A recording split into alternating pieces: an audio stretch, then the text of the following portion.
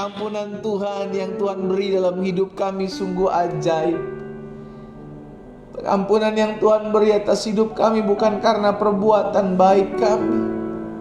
Karena kami diselamatkan bukan karena perbuatan baik. Kami diselamatkan bukan karena amal ibadah kami. Kami diselamatkan oleh karena kasih Tuhan atas kami, oleh karena kebaikan Tuhan atas kami. Itu sebabnya kami bersyukur kalau setiap hari kami masih boleh menghadap tahta Tuhan. Kami bersyukur karena setiap hari kami memulai hari bersama-sama dengan Tuhan. Karena kami percaya ya Bapa, hidup kami ada di dalam tangan Tuhan yang kuat. Tuhanlah yang memelihara hidup kami.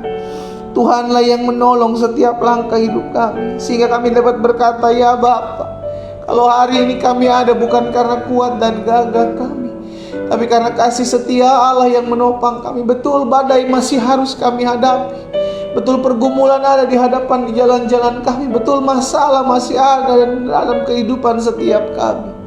Tapi Tuhan memberikan kami penghiburan, Tuhan memberikan kami kekuatan, Tuhan memberikan dan menyediakan jalan keluar bagi setiap kami.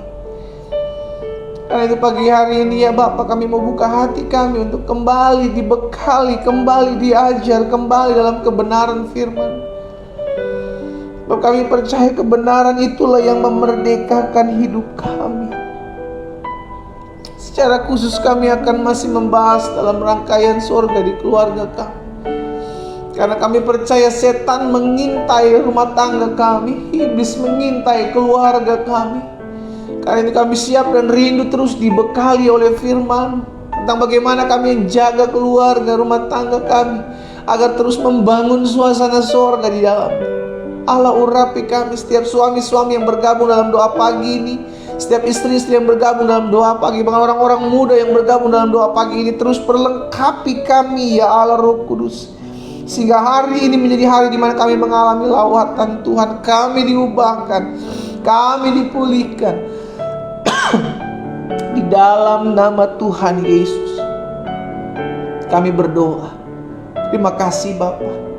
Terpujilah Tuhan. Haleluya. Sama-sama kita katakan amin. Saudara dikasih dalam Tuhan, kita bersyukur kita bisa menikmati hadirat Tuhan. Kita bersyukur kita bisa menikmati berkat-berkat Tuhan. Tatkala kita diam di kaki Tuhan ada kekuatan. Tatkala kita menyembah Tuhan sungguh ada hadirat Tuhan. Ada sukacita, ada aliran surga mengalir di hati kita, sehingga apapun yang hari-hari ini mungkin kita sedang gumuli, kita hadapi, tapi kita merasakan ada damai, ada kekuatan, ada sukacita. Itu yang saya bilang, hanya dekat Allah saja kita selalu mendapatkan kekuatan. Karena itu firman Tuhan yang katakan, sehingga akhirnya kita menyadari kalau kita punya masalah justru kita harus semakin dekat dengan Tuhan. Kalau kita punya pergumulan justru kita harus semakin mencari Tuhan. Tapi kalau tidak ada apa-apa terjadi dalam hidup kita, kita tetap harus bersyukur, karena kita tahu hidup kita ada dalam pemeliharaan Tuhan yang ajaib. Saudara dikasih dalam Tuhan, pagi hari ini kita masih ada dalam rangkaian serial membangun suasana surga di tengah-tengah keluarga kita, membangun suasana surga di tengah-tengah rumah tangga kita. Dan kita sudah belajar 6 hal sampai dengan hari Senin kemarin. Jadi setiap bahasan yang saya sudah bagikan buat setiap umat Tuhan, saya juga sudah masukkan dalam akun YouTube channel saya, Glenn Latuheru. Jadi Bapak Ibu sudah dikasih dalam Tuhan bisa kembali belajar, baik yang sedang membahas atau sedang mempelajari tentang keluarga ini, membangun suasana surga di tengah-tengah keluarga, ataupun bahasan-bahasan dalam serial khotbah saya yang lain. Bapak Ibu Saudara yang dikasih dalam Tuhan bisa ada di YouTube channel saya, sehingga akhirnya kita bisa terus belajar sama-sama, kita tetap terus dibekali sama-sama. Puji Tuhan. Nah, hari ini dalam serial khotbah membangun suasana surga dalam keluarga, saya bahas dalam bahasan yang ketujuh adalah hati-hati setan menghancurkan keluarga kita. Suka atau tidak suka, terima atau tidak terima, iblis itu sedang mengintai. Sama-sama bilang sama saya, dia mengintai. Apa yang dia intai? Keluarga kita, rumah tangga kita, gereja Tuhan, orang-orang muda. Setiap kita mau dipecah belah, setiap kita mau dihancurkan. Kenapa? Karena itulah tujuan iblis. Iblis gak senang ada keluarga diberkati. Dia jealous. Iblis gak senang melihat berkat-berkat Tuhan ada dalam kehidupan umat Tuhan. Sehingga akhirnya dia berbagai macam cara dia pakai bagaimana supaya anak-anak Tuhan dalam rumah tangga, dalam keluarga tidak mengalami berkat-berkat Tuhan. Caranya gimana? Dibuat terpecah-pecah, dibuat saling serang. Istri ribut sama suami, orang tua ribut dengan anak-anak, mertua berantem dengan menantu. Akhirnya apa? Terjadi perpecahan. Dan ketika perpecahan ini terjadi, maka iblis gampang menyerang satu demi satu. Karena ketika ada kesatuan, maka iblis sulit menghancurkan. Tetapi ketika perpecahan ini terjadi, maka dia akan gampang hancurin satu persatu, saudara. Suami dihancurkan dengan perzinahan, istri dihancurkan dengan kekecewaan, sakit hati, luka hati, pahitan. Anak-anak dihancurkan masa depannya karena ngelihat orang tuanya bertengkar, berantem, bercerai. Akhirnya generasi menjadi generasi yang hancur. Dimulai dari apa? Setan mengintai keluarga kita. Kalau kita tahu setan sedang mengintai keluarga kita, kita mesti hati-hati. Dan kita mesti tahu ini benar. Karena kenapa saya bilang ini benar? Karena ada orang-orang yang berkata, pendeta ini ngomong ada setan nakut-nakutin manusia aja. Saudara, ini real.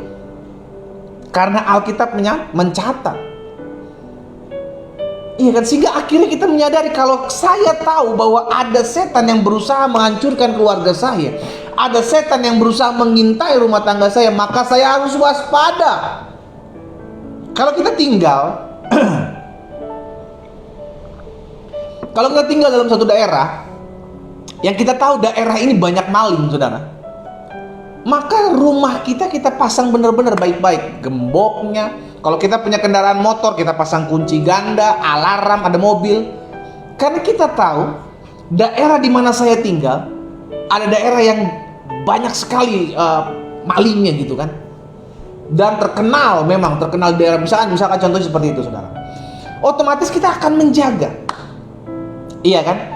Kalau kita masuk kendaraan umum, dan di dalam kendaraan umum kita tahu kendaraan itu, maksudnya trayek itu adalah trayek yang memang banyak pencopetnya, dan hampir setiap orang pernah merasakan pencopetan naik trayek itu, misalkan begitu kan, maka kita akan berjaga-jaga. Wah, karena saya tahu di sini banyak pencopetnya, maka saya taruh tas di depan, saya pasang kewaspadaan benar-benar, saya nggak boleh lengah, karena kita tahu. Demikian pula ketika kita mengetahui bahwa iblis mengincar rumah tangga, iblis mengincar keluarga, maka kita harus waspada. Tapi terlebih dulu kita mesti tahu bahwa ini benar, bahwa iblis sedang mau menghancurkan rumah tangga, iblis sedang mau menghancurkan keluarga, itu benar dan itu yang terjadi. Dan akhirnya kita mesti waspada. Nah, saudara lihat, ketika Allah sebagai inisiator, sebagai pembuat rumah tangga, keluarga, ketika Allah menciptakan Adam, Allah membuat Hawa dari tulang rusuk Adam dan mempertemukan mereka. Lalu setelah itu terjadi, apakah baik-baik ada hubungan Adam dan Hawa? Selama belum ada ular itu baik. Tetapi ketika ada ular, maka terjadi kejatuhan. Nah, kita lihat sama-sama. Jadi dari awal penciptaan, ketika Allah menginisiatifkan adanya keluarga, adanya komunikasi antara pasangan suami dengan istri, antara keluarga ini Adam dan Hawa ini, iblis gak senang. Dia mencoba menghancurkan. Dari situ kita udah bisa lihat, berarti sampai saat ini dia sedang menghancurkan hubungan suami dengan istri, dia sedang menghancurkan hubungan orang tua dengan anak, mertua dengan menantu, dia hancurkan. Kejadian 3 ayat pertama sampai dengan ayatnya yang ke-6. Ya, jadi kita mesti tahu dulu nih, rumah tangga kita diintai. Dia mau melihat mimpi iblis terbesar, cita-cita iblis terbesar adalah melihat rumah tangga anak-anak Tuhan hancur. keluarga-keluarga Kristen berantakan. Adapun ular, Kejadian 3 ayat 1-6, ialah yang paling cerdik dari segala binatang di darat yang dijadikan oleh Tuhan Allah. Ular itu berkata kepada perempuan itu, lihat, masuknya lewat Hawa. Karena yang menerima firman untuk tidak memakan satu pohon ini adalah Adam. Jadi Adam harusnya memberitahukan itu kepada Hawa. Hawa juga harusnya terlebih dahulu menanyakan kepada Adam. Ini yang saya bilang, kalau tidak ada komunikasi dalam rumah tangga, hancur. Hancur. Ular itu berkata kepada perempuan itu, kepada Hawa, tentulah Allah berfirman. Lihat saudara, iblis memakai firman yang diputar balik. Semua pohon dalam taman ini jangan kamu makan buahnya, bukan? Padahal kan bukan itu yang dikatakan oleh Allah kepada Adam. Allah bilang kepada Adam, semua boleh dimakan, satu yang tidak boleh. Sama ular disampaikan kepada Hawa, bukankah semuanya ini tidak boleh kamu makan? Dibalikin firmannya ya. Ayat 2. Lalu saut perempuan itu kepada ular, buah pohon-pohonan dalam taman ini boleh kami makan. Tetapi tentang buah pohon yang ada di tengah-tengah taman, Allah berfirman, jangan kamu makan ataupun raba buah itu, nanti kamu mati. Ayat 4. Lihat, padahal Hawa udah tahu ya. Tetapi ular itu berkata kepada perempuan itu, sekali-kali kamu tidak akan mati. Kalau kita mulai berargumentasi dengan dosa, kalau kita mulai buka celah, kalau kita mulai membiarkan hati kita menyimpan kebencian, menyimpan dendam, saudara dikasih dalam Tuhan, padahal kita sudah tahu kebenaran. Hawa sudah tahu kebenaran bahwa pohon itu nggak boleh dimakan, dan Allah sendiri yang berfirman kepada Adam. Tetapi Hawa tetap mendengarkan apa yang bukan firman gitu loh, sehingga akhirnya Hawa membuka celah. Seringkali dalam rumah tangga yang terjadi ketika hubungan komunikasi itu tidak terjalin dengan baik, maka ada pihak ketiga. Pihak ketiga itu bisa masuk dalam rumah tanggamu, bisa masuk dalam keluargamu, menggantikan suatu celah yang kosong. Hati-hati. Hati-hati. Iblis mengincar keluarga kita, iblis mengincar rumah tangga kita. Tetapi ular itu berkata kepada perempuan itu, sekali-kali kamu tidak akan mati. Tetapi Allah mengetahui bahwa pada waktu kamu memakannya, matamu akan terbuka dan kamu akan menjadi seperti Allah, tahu tentang yang baik dan yang jahat. Mulai dari saat itu pemikiran Hawa langsung berubah.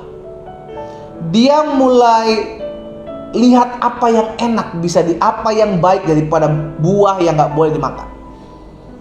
Disitulah Hawa mulai kompromi. Makanya ayat 6 bilang, perempuan itu melihat, lihat, tadinya dia tahu ini firman gak boleh. Tapi ketika dia mulai kompromi, ketika dia mulai lihat, mendapatkan intimidasinya iblis, iya kan? Dia mulai kompromi. Oh iya ya, kayaknya buahnya enak juga kok dilihat. Makanya ayat 6 bilang, perempuan itu melihat bahwa buah pohon itu baik untuk dimakan dan sedap kelihatannya. Lagi pula pohon itu menarik karena memberikan pengertian. Lalu apa responnya apa saudara? Dia membuahi apa yang ada dalam pikirannya. Awalnya dia tahu firman, tapi tiba-tiba ada pihak ketiga yang masuk dalam keluarga mereka dan mulai mengintimidasi Hawa pada saat itu. Dan akhirnya Hawa mulai kompromi. Ah iyalah, kayaknya gak apa-apa juga kali, toh buah itu kelihatannya enak kok, kayaknya buah itu membuat saya tertarik nih, gak apa-apa lah. Bukan hanya dia yang makan. Lihat saudara, ia mengambil dari buahnya, dimakannya, dan diberikannya juga kepada suaminya yang bersama-sama dengan dia, dan suaminya pun memakannya. Dosa itu menjalar.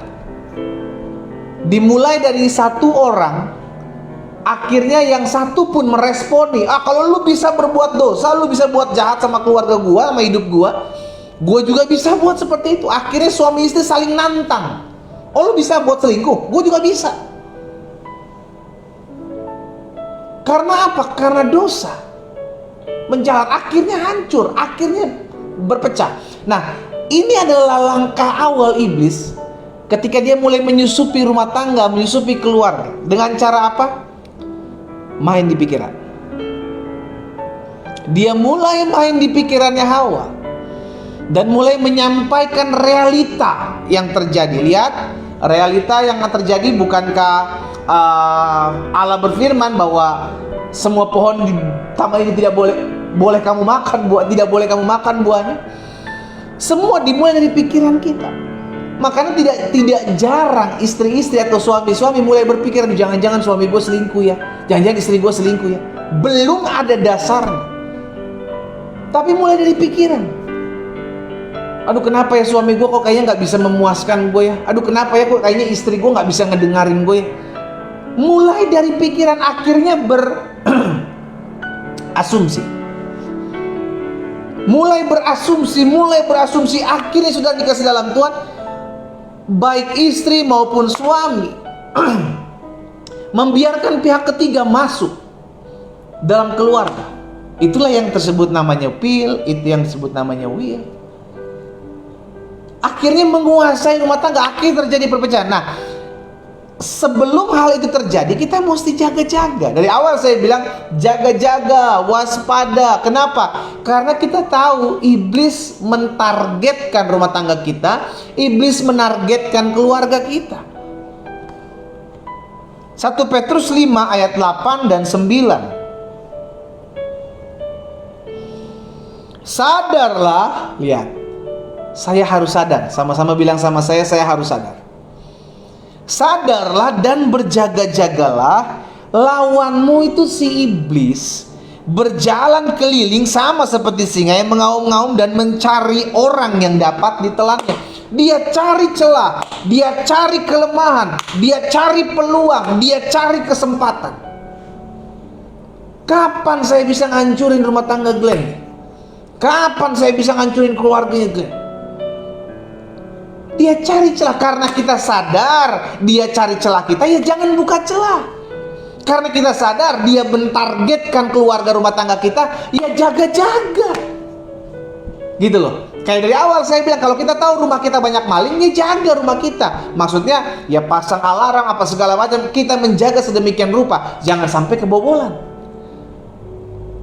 Karena kita tahu iblis sudah mentargetkan keluarga saya. Sadarlah dan berjaga-jagalah, lawanmu si iblis berjalan keliling sama seperti singa yang mengaum-ngaum dan mencari orang yang dapat ditelannya. Ayat 9 bilang begini, lawanlah dia dengan iman yang teguh, sebab kamu tahu bahwa semua saudaramu di seluruh dunia menanggung penderitaan yang sama. Bukan hanya keluarga rumah tangga kita yang menjadi target, semua rumah tangga, keluarga, anak Tuhan. Karena dia gak mau lihat berkat Tuhan ada dalam rumah tangga keluarga kita, saudara. Itu sebabnya dia mikir bagaimana supaya rumah tangga keluarga kita ini gak mengalami berkat Tuhan, gak mengalami damai. Terjadi keributan, terjadi perpecahan, dan ujung-ujungnya terjadi perceraian. Dia mikirin caranya.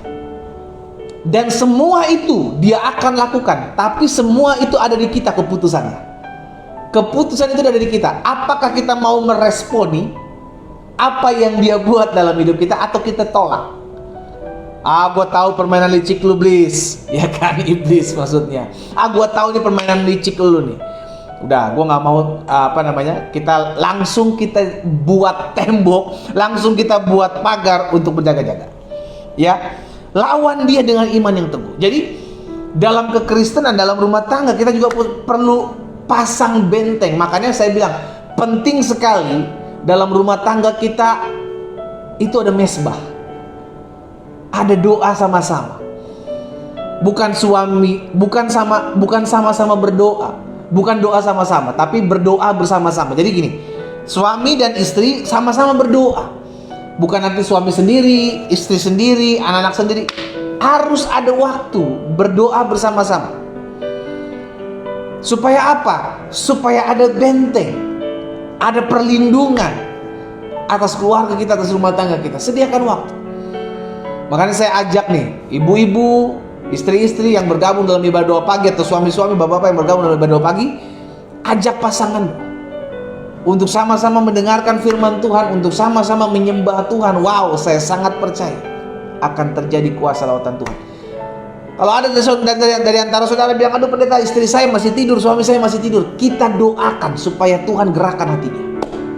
Masukkan juga itu dalam list doa yang setiap hari Jumat kita doakan. Kita gumuli ini agar bukan hanya kita yang berdoa, tapi pasangan kita ikut berdoa. Amin saudara. Yes. Sehingga akhirnya kita menyadari bukan hanya kita yang mengerti firman, tapi pasangan kita mengerti firman. Sehingga akhirnya sama-sama berjaga, sama-sama membuat pagar, sama-sama membuat benteng. Ya, Efesus pasal 6 ayat 11 dan 12. Jadi ingat ya, sadar dan berjaga-jaga. Kita harus sadar bahwa kita adalah target untuk dihancurkan oleh iblis, rumah tangga kita, keluarga kita. Karena itu kita harus berjaga-jaga. Jangan lengah, jangan buka celah. Efesus 6 ayat 11 dan 12. Kenakanlah seluruh perlengkapan senjata Allah, supaya kamu dapat bertahan melawan tipu muslihat iblis. Lihat, Hawa kena tipu. Di taman itu Hawa kena tipu. Dan tipuan iblis itu licik saudara. Dia pakai yang masuk akal. Hawa lihat, Hawa mulai mendengarkan. Pertama, dia mulai mendengarkan apa yang dikatakan oleh iblis yang berwujud ular. Dia mulai mendengarkan, dia mulai membuka celah dengan telinga dia. Nah, hati-hati. Kalau dalam hati kita sudah mulai berpikir, suami gua jahat nih, istri gua kasar, rumah tangga gua bakalan hancur. Patahkan itu dalam nama Yesus. Jangan engkau nikmati dan berkata, iya bener ya, kayaknya bener deh apa yang dikatakan hati gua nih, istri gua jahat nih, istri gua selingkuh nih, kayaknya ini bener nih katanya suami gua nih, aduh jahat banget ya. Ya gua dengar berita sih katanya suami gua udah mulai selingkuh nih. Kalau itu mulai ada dalam hatimu, engkau sudah menjadi target dan hampir-hampir terkunci untuk dihancurkan. Karena itu sebelum itu terjadi, patahkan langsung dalam nama Yesus. Aku tolak setiap perkataan-perkataan yang mengintimidasi. Karena Hawa dimulai dari perkataan itu. Dan Hawa mulai menikmati. Dia tidak langsung hardik, dia tidak langsung usir. Makanya Alkitab bilang, lawan iblis, maka dia akan lari daripadamu. Jangan kita nikmati pikiran-pikiran yang jahat, hati yang disimpan dendam, simpan benci. Akhirnya kita menikmati. Karena perjuangan kita bukan melawan darah dan daging. Lihat, selama ada darah, selama daging, musuhmu bukan suamimu, musuhmu bukan istrimu, mertuamu bukan musuh, menantumu bukan musuhmu. Betul, mungkin dia sedang dipakai untuk menghancurkan, tapi dia bukan musuh kita. Kita doakan agar mereka disadarkan, gitu ya. Nah, saya pelajari saudara yang dikasih dalam Tuhan, kapan setan bisa menghancurkan rumah tangga? Kapan setan bisa menghancurkan keluarga? Yang pertama saya pelajari, ketika tidak adanya keterbukaan dalam keluarga. Suami tidak mau terbuka dengan istri, istri tidak mau terbuka dengan suami, anak-anak tidak mau terbuka dengan orang tua tidak mau bicara, ngobrol dengan anak. Kemarin kita udah belajar tentang our time, waktu kita. Di dalam waktu itulah kita terbuka satu dengan yang lain. Apa yang kamu gak suka selama ini, apa yang menjadi kesukaan kamu, penghargaan kamu yang kamu buat terhadap pasanganmu, itu kita omongin saudara. Adanya komunikasi antara suami dengan istri, orang tua dengan anak. Karena ketika tidak ada komunikasi, karena ketika tidak adanya keterbukaan dalam keluarga, dalam rumah tangga, maka disitulah akan masuk celah. Kita mulai mengira-ngira karena nggak ada keterbukaan. Kalau terbuka kita tahu, oh pasangan saya jujur. Tapi kalau dia tidak pernah terbuka, dia mulai mengira-ngira. Maka dalam rumah tangga nih, jangan takut, suami-suami jangan takut. Kalau engkau memang mau terbuka sama istri, terbuka, termasuk handphonemu. Saya lihat ada suami yang pakein password handphonenya sampai istrinya nggak tahu. Demikian pula sebaliknya, istri yang pakai handphonenya password sampai suaminya nggak tahu. Apa yang disembunyikan dalam situ coba? Ya kalau mau pakai password ya kasih tahu pasanganmu. Maksudnya pasanganmu memang tahu, jangan takut wah ketahuan chat lah, ketahuan foto, ketahuan video. Itu berarti tidak ada keterbukaan. Dari situ aja sudah ada celah. Ketidakpercayaan satu dengan yang lain membuat gap lu saudara. Membuat jeda, membuat jarak. Karena apa? Ketidakpercayaan. Bagaimana kita bisa dipercaya pasangan kita kalau hal-hal kecil aja kita tidak bisa memberikan, tidak bisa mempercayakan diri kita kepada mereka. Dimulai dari hal-hal kecil, handphonemu. Apakah istrimu tahu passwordnya? Apakah suamimu tahu passwordnya? Jangan sampai nanti dia buka handphonemu pada saat engkau tidur. Iya kan? Wow.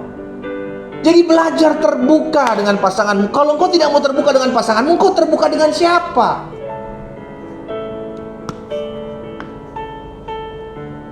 Belajar terbuka sehingga ketika ada keterbukaan antara hubungan suami dengan istri, karena ingat kalian bukan lagi dua, kalian satu. Apa yang dipersatukan Allah tidak bisa diceraikan manusia. Karena yang sudah dipersatukan itu harus terbuka satu dengan yang lain. Baiknya, busuk-busuknya tahu. Sehingga bisa saling menopang. Jangan sampai nanti istrimu tahu kelakuanmu dari orang lain. Jangan sampai suamimu tahu kelakuanmu dari orang lain. Wow. Jadi iblis akan masuk dalam rumah tangga. Iblis akan bisa menghancurkan rumah tangga ketika tidak adanya keterbukaan. Belajar untuk terbuka dengan pasanganmu, dengan suamimu, dengan istrimu, dengan anak-anakmu, dengan adanya our time, waktu kita, waktu bersama yang kemarin kita sudah belajar ya. Yang kedua, kapan setan dapat menghancurkan keluarga kita? Yang pertama, ketika tidak adanya keterbukaan dalam keluarga. Yang kedua, ketika dalam keluarga hanya ada salah menyalahkan, hakim menghakimi. Keluarga harus membangun suasana surga, bukan membangun suasana neraka.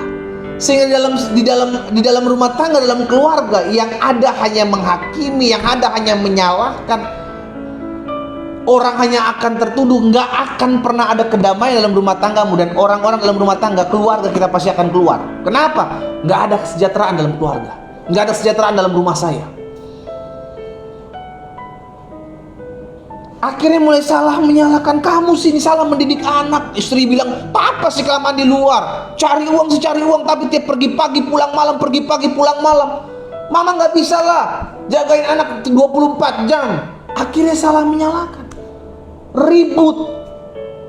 Disinilah iblis mendapatkan celah. Kalau ada masalah bukan soal siapa yang salah. Saya ulangi sekali lagi. Kalau ada masalah, ada pergumulan, bukan soal cari siapa yang salah, tapi cari jalan keluar. Karena kalau soal cari siapa yang salah, nggak akan pernah ada yang ngaku, Bapak Ibu. Makanya ada istilah, kalau maling ngaku, penjara penuh. Jadi nggak akan pernah ada yang mengaku. Karena itu nggak usah cari siapa yang salah, carilah jalan keluarnya. Oh, kita punya masalah ini, oke, nggak usah cari siapa yang salah. Kita cari jalan tengahnya, cari jalan keluarnya bagaimana, pikirin bersama-sama.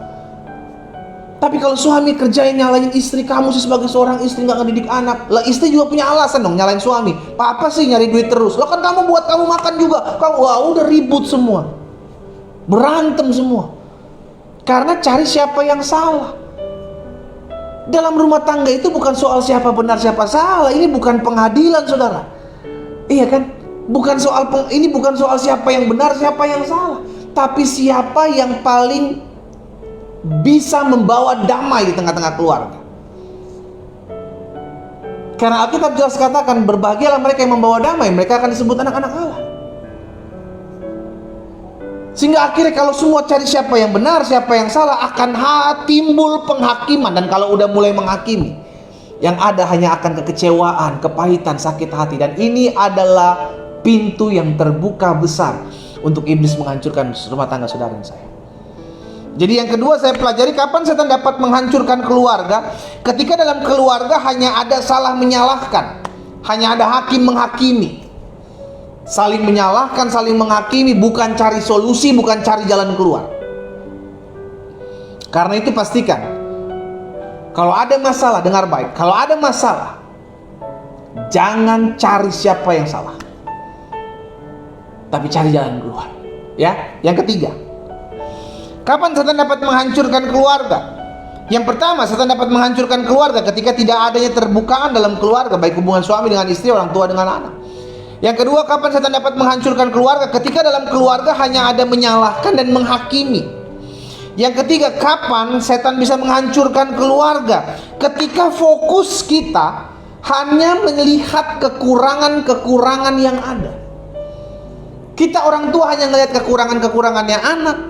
Kita sebagai suami hanya melihat kekurangan-kekurangannya istri. Istri hanya melihat kekurangan-kekurangan suami. Disitulah yang akhir membuat iblis masuk dan menghancurkan rumah tangga. Hati-hati. Karena dalam rumah tangga ini pasti ada kekurangan. Istrimu punya kekurangan, tugasmu lah sebagai suami melengkapi kekurangan istrimu. Suamimu punya kekurangan, tugasmu lah sebagai seorang istri melengkapi kekurangan suamimu. Dalam rumah tangga itu bukan Superman dan Wonder Woman, saudara. Dalam rumah tangga itu teamwork, iya kan? Karena kalau Superman, maka dia berjalan sendiri, suaminya aja yang hebat. Tapi suami punya kekurangan yang harus disupport oleh istrinya. Demikian pula dalam rumah tangga bukan hanya ada Wonder Woman, tapi wanita juga, istri-istri juga punya kekurangan yang harus disupport oleh suaminya. Sehingga akhirnya pasangan ini bukan saling melihat kekurangannya, tapi sama-sama, ayo saya ajak kita untuk belajar melihat kelebihan pasangan kita. Saya percaya kok setiap pasangan kita punya kelebihan. Suamimu punya kelebihan kok, Bu. Istrimu punya kelebihan. Betul, mereka juga punya kekurangan, tapi jangan fokus kepada kekurangan. Engkau hanya menghakimi dia terus. Kalau kita lihat mereka punya kekurangan, sadar dong, saya juga punya kekurangan kok. Kita juga punya kekurangan. Karena coba alihkan pandanganmu sekarang, beralih kepada apa yang menjadi kelebihannya. Blow up itu, angkat itu. Sehingga engkau bersyukur punya suami seperti dia, engkau bersyukur punya istri seperti dia. Hati-hati, ketika engkau hanya fokus kepada kekurangan pasangan, engkau sedang membuat lubang dalam keluargamu yang bisa dimasuki oleh iblis.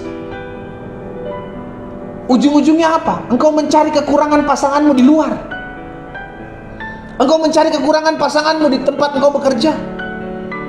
Sehingga ketika engkau menemukan kelebihan itu di perempuan lain, kelebihan itu di laki-laki lain, engkau mulai jatuh cinta kepadanya. Dan itu adalah permainan licik iblis. Justru kalau engkau tahu pasanganmu kurang, lengkapi dia. Bukan justru cari kelebihannya di orang lain. Sehingga akhirnya ada perkataan bilang rumput tetangga lebih hijau dari rumput diri sendiri. Itu karena orang itu gak bisa mengucap syukur dengan rumputmu sendiri.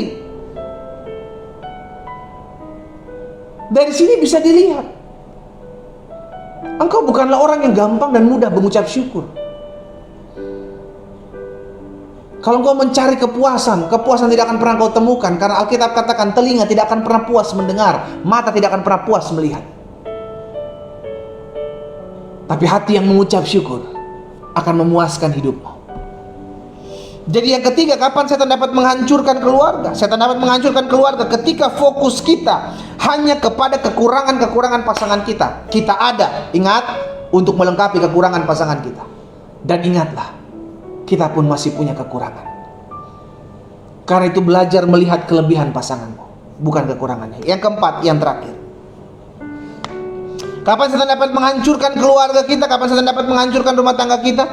Yang pertama, ketika tidak adanya keterbukaan dalam keluarga. Yang kedua, ketika dalam keluarga hanya menyalahkan dan menghakimi setiap kita. Dan yang ketiga, ketika fokus kita hanya kepada kekurangan-kekurangan pasangan kita. Dan yang keempat, terakhir, kapan setan dapat menghancurkan keluarga kita? Setan dapat menghancurkan keluarga kita ketika kita membuka celah melalui perselingkuhan dan perzinahan. Tahukah saudara, ini goalnya. Dari setiap rangkaian demi rangkaian, goal terakhirnya apa? Berzina, berselingkuh. Dimulai dari mana? Di poin yang pertama tadi, dimulai tidak adanya keterbukaan. Akhirnya dia mulai terbuka dengan orang lain. Tahapan kedua mulai apa? Mulai salah menyalahkan, mulai menghakimi. Ini gara-gara kamu, ini gara-gara kamu, ini gara-gara kamu. Tahapan ketiga mulai apa? Mulai melihat kekurangan-kekurangan pasangan kita. Akhirnya kita mulai selingkuh, mulai berzina, mulai cari kekurangan, kelebihan-kelebihan di orang lain. Dan goal terakhirnya terikat dengan perzinahan, terikat dengan perselingkuhan. Ini goal akhirnya. Kalau sampai hal itu hampir-hampir engkau lakukan hari ini, bertobat. Semua dimulai dari perkara kecil, saudara. Dari kekurangan pasangan, engkau mulai mencari kenyamanan di orang lain. Dimulai dengan mendekatkan yang jauh dan menjauhkan yang dekat. Hati-hati. Makanya selalu bilang begini sama keluarga-keluarga, sama rumah tangga. Jangan sembunyikan handphonemu, gadgetmu dari pasanganmu. Kenapa? Karena itu celah. Ketika engkau menyembunyikan sesuatu di handphonemu, di gadgetmu, itu adalah celah yang membuat rumah tanggamu hancur. Pak, suami-suami dengar baik. Kalau istrimu mau kasih lihat handphone. Kalau dia mau pegang handphonemu seharian, kasih lihat handphonemu seharian. Demikian pula istri-istri. Kalau suami mau pegang handphonemu seharian, kasih. Jangan membuat celah. Karena iblis akan menghancurkan keluarga rumah tangga. Dimulai dari ketidakada terbukaan, dimulai tidak adanya komunikasi. Langkah berikutnya maka mulai salah menyalahkan, hakim menghakimi, dan pada akhirnya hidup dalam perzinahan, perselingkuhan. Hati-hati. Lalu bagaimana cara mencegahnya, pendeta? Yang pertama saya pelajari cara mencegahnya, waspada dan berjaga-jaga. Ini dari awal. Waspada. Suami-suami waspada, menjaga-jaga. Jaga hatimu, jaga pikiranmu. Jangan biarkan hatimu dikotori dengan intimidasi. Ingat, iblis pandai memainkan perannya. Dia akan memainkan perannya untuk melihatkan kekurangan pasanganmu. Dia akan memainkan perannya untuk membisikkan sesuatu. Tuh lihat tuh, pasanganmu kurang begini tuh. Kau lihat tuh, orang-orang di luar tuh lebih banyak kelebihannya. Udah, main aja sekali-sekali, nggak apa-apa. Hati-hati ketika engkau mulai meresponinya, engkau sudah masuk jebakannya. Jadi yang pertama cara pencegahannya berjaga-jaga dan waspada. Yang kedua jaga hati dan pikiran kita. Dan yang ketiga belajar untuk mengampuni dan mengalah. Belajar mengalah, belajar mengampuni. Mengalah bukan berarti kalah. Mengampuni bukan berarti engkau lemah. Tapi dengan engkau mengalah, dengan engkau mengampuni, engkau membuktikan bahwa engkau dewasa. Engkau membuktikan bahwa engkau rindu menciptakan suasana surga di tengah-tengah rumah tanggamu. Belajar dari mengalah dan mengampuni. Ya masa pendeta saya terus yang mesti ngalah, saya terus yang mesti mengampuni. Kalau engkau lebih takut akan Tuhan, itu yang kau mesti lakukan. Kalau engkau mau melihat rumah tanggamu damai penuh dengan kerukunan, ya itu yang mesti engkau lakukan. Kalau engkau berharap pasanganmu lebih dulu melakukan, tidak akan pernah engkau alami damai itu. Semua dimulai dari kita. Sama-sama bilang sama saya, semua dimulai dari saya. Saya yang mencetuskan untuk berdamai, saya yang mencetuskan untuk mengalah. Semua dimulai dari saya. Jangan berharap pasanganmu melakukannya. Kalau engkau berharap pasanganmu melakukannya, itu akan menjadi waktu yang lama untuk saling menunggu, saling menunggu, saling menunggu, saling menunggu. Hati-hati, iblis menargetkan rumah tanggamu, keluargamu untuk hancur. Karena itu buat benteng, jaga baik-baik, doakan, dan perlakukan pasanganmu dengan baik. Kita berdoa, kita datang kepada Tuhan. Bapa, kami mengucap syukur karena kasih karunia Tuhan, karena anugerah Tuhan yang membuat kami terus mengerti dalam kami berjalan dalam rumah tangga kami, dalam keluarga kami.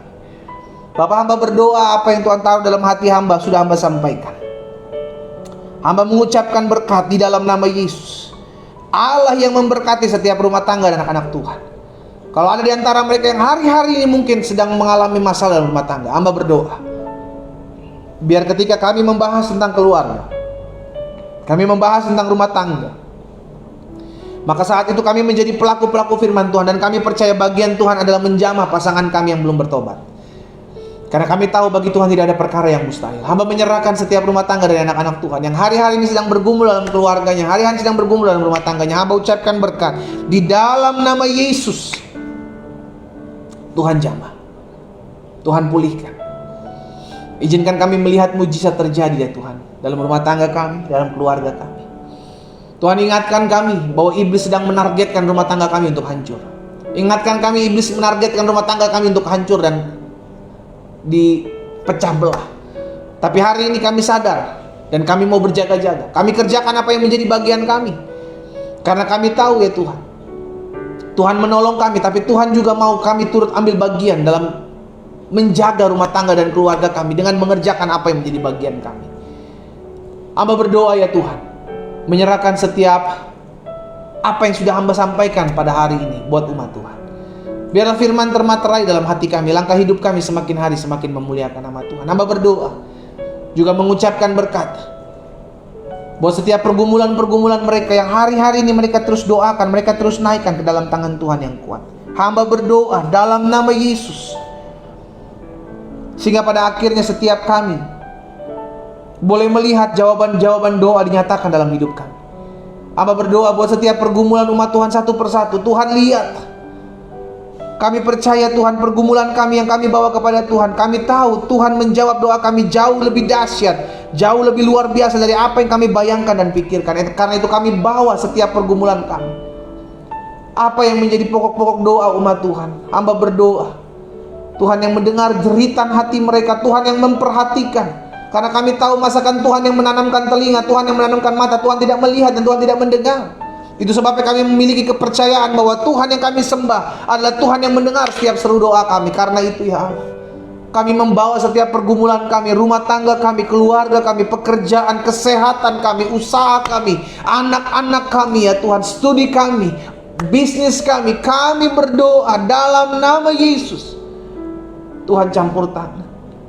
Bahwa setiap jiwa-jiwa yang terus kami doakan, kami rindu melihat pertobatan yang ada Tuhan. Tuhan, kami berdoa sehingga keluarga kami yang belum mengenal Tuhan, bahkan yang mungkin sudah pergi meninggalkan Yesus, kami doakan mereka dijamah Tuhan, dilawat Tuhan dalam nama Yesus. Dalam nama Yesus kami berdoa, menyerahkan juga bangsa ini ya Bapa. Bangsa ini, Indonesia ini aman dalam perlindungan Tuhan. Kami terus berdiri bagi bangsa kami mengasihi bangsa kami, dan kami terus ucapkan berkat dalam nama Yesus. Tuhan memberkati Indonesia, ada damai Allah atas Indonesia dalam perlindungan Tuhan. Di dalam nama Yesus setiap roh-roh jahat, setiap roh-roh permecah belah, bahkan orang-orang yang dipakai setan untuk menghancurkan, memecah belah bangsa ini, kami doakan dalam nama Yesus, disingkapkan demi nama Yesus Tuhan, sehingga orang ini bertobat, dijamah dan dilawat Tuhan. Berkati Bapak Presiden Jokowi, berkati Wakil Presiden, berkati jajaran menteri yang ada ya Tuhan, dalam mereka bekerja, dalam mereka mengambil keputusan.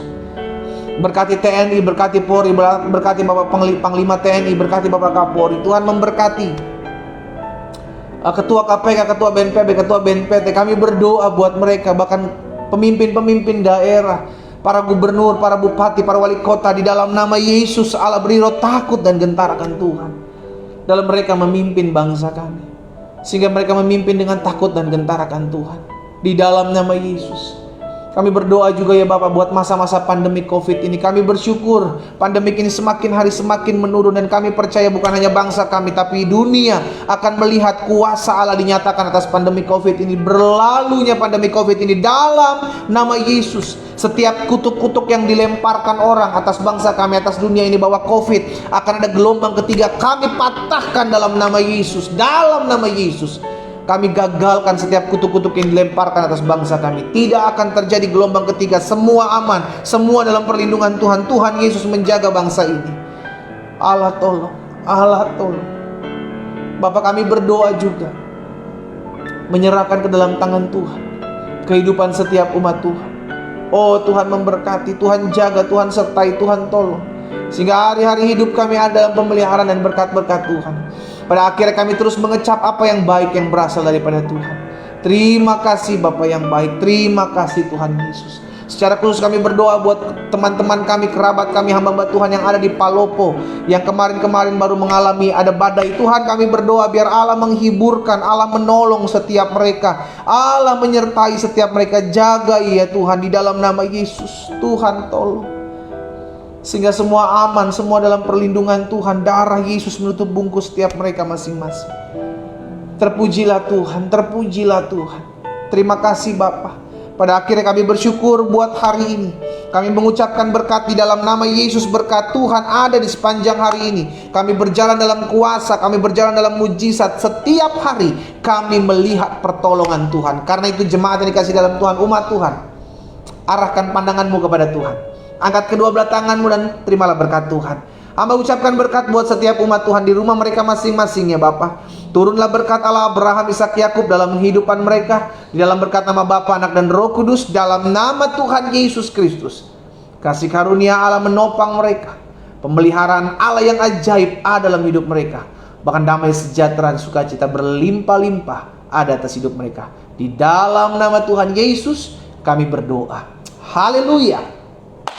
Amin. Amin. Saudara dikasih dalam Tuhan, kita bersyukur karena kita boleh menyelesaikan ibadah doa pagi. Kita sudah memulai hari ini dengan doa. Kita percaya perkara-perkara dahsyat Allah akan kerjakan dalam kehidupan kita. Kita ketemu besok kembali, masih dalam rangkaian khotbah membangun sorga di tengah-tengah keluarga. Karena itu saya mengajak setiap umat Tuhan, bagikan kembali ibadah doa pagi ini sehingga banyak umat Tuhan boleh terberkati. Dan selamat beraktivitas, selamat pagi. Tuhan Yesus memberkati. Shalom, shalom.